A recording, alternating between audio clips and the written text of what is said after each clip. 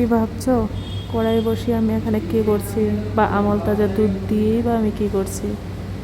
হ্যাঁ, ঠিকই ধরেছো, আমি আজকে পায়েস বানাবো। তো পায়েস বানানোর জন্য আমি এখানে নিলাম আমল তাজা। আর যেহেতু আমি আমল গোল্ড পাইনি, সেই জন্য আমল তাজা নিয়েছি।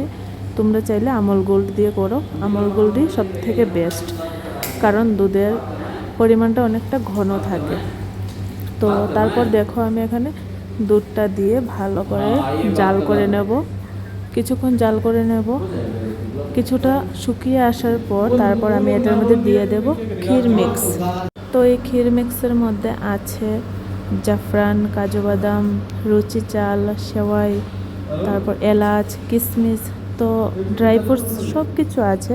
কিন্তু আমরা যখন ঘরে পায়েস বানাই তখন আলাদাভাবে আমাদেরকে তেজপাতা, কিশমিশ, কাজু বাদাম, মানে যা যা ড্রাই ফ্রুটস দিই সব কিছু দিয়ে আমাদেরকে পায়েস বানাতে হয়।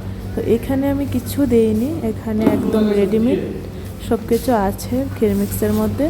যেহেতু মিক্স লেখা আছে তো বুঝতেই পারছো সবটা দেওয়া আছে। তো এখানে আমি শুধু দুধ আর চিনিটাই ব্যবহার করব, তাই আমি পায়েস বানানোর জন্য এই ক্ষীর মিক্সটাকে বেছে নিয়েছি। তো বাড়িতে কোনো পরিশ্রম ছাড়াই এইভাবে আপনারা ক্ষীর মিক্স বানিয়ে খেতে পারেন। তো অবশ্যই আপনারা ট্রাই করে দেখবেন, এটার দামও বেশি না, আর একবার আনলে অনেক দিন যায়। তো সবাই সবার পরিমাণ মতোই চিনিটা ব্যবহার করবেন, আমি আমার পরিমাণ মতো দিয়েছি। আমি মিষ্টিটা কম খাই, যার জন্য আমি মিষ্টির পরিমাণটা একটু কম দিয়েছি। তো দেখতেই পাচ্ছেন এখানে আমার মোটামুটি সিদ্ধ হয়ে এসছে, আর দুধটাও দেখুন অনেকটা শুকিয়ে গেছে।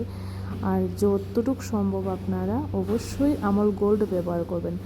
এই যে দেখুন একদম পারফেক্টভাবে এটা আমার হয়ে গেছে। তো এখন আমি গ্যাসটা অফ করে দিয়েছি, এখন আমি এটাকে নামিয়ে নেব। আর দেখো কতটা সুন্দর হয়েছে দেখতে।